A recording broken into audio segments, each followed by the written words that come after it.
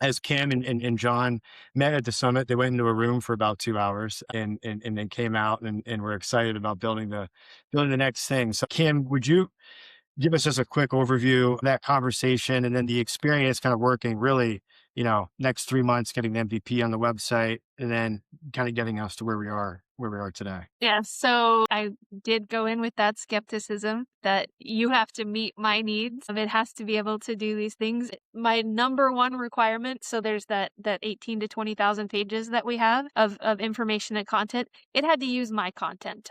No more hallucinations, no more guessing. This has to be my brand, my information.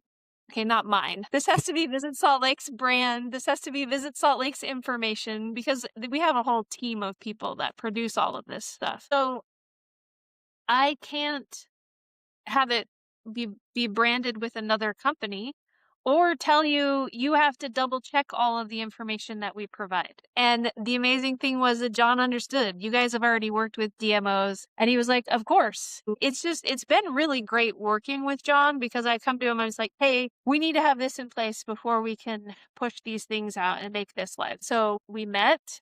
We had an MVP to put on the website. I'm going to say like 2 months later. And that's a really, really quick time frame. So Compass is live on our website. If you go to visitsaltlake.com and you go to plan your visit, you will see the little button that says plan your trip with our AI. And we are working with a couple of groups, like John was saying, like meet them where they're at. Why does it have to be on Visit Salt Lake's website? We build microsites for conventions and for sports groups. I don't care mostly if they come to visitsaltlake.com because they have restrictions about what they want to see. And so I'm just like, I can serve you all the information about Salt Lake, make your visitors excited about coming to Salt Lake, getting this onto their websites, meet the visitor where they're at. I can put this on their website. Compass tells them about Salt Lake, answers their immediate question, and says, hey, you could get more information about this, and puts in a link to my website and sends them directly to our listings for restaurants and events and attractions and all of those things.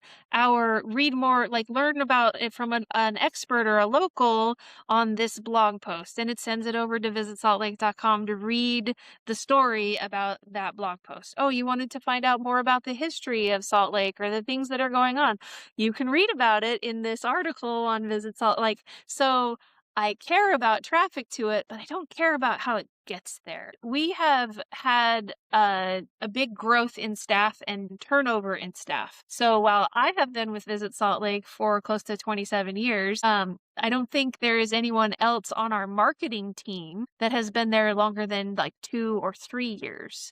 Wow. Okay. So, and I just wanted to share this anecdotally.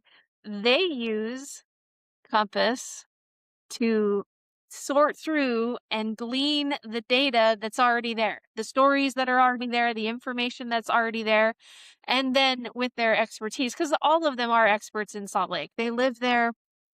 They can go visit these places, they drive around, they create social media content and all of these things around it. So they can be like, wait, this isn't quite right. But for the most part, they're like, we needed some itineraries for a marketing push that we were doing. And I said, hey, go use Compass on our website. Ask it for an itinerary around this theme that you want, see what it produces, and then use that content. I said, because it will be right. And because it is using the content on our website. So not only is it a tool for our visitors, but it's also a tool for our marketing team that we can take people who don't just instinctively know all of the content that's out there because they've produced it for 27 years, but they can use Compass to say, this is everything that we've produced, and it pulls it together into a coherent format that we can then regurgitate and re-put out there. Clean it up. I mean, it's a research source the same way a visitor would, but we start by asking the right question to get that information out there.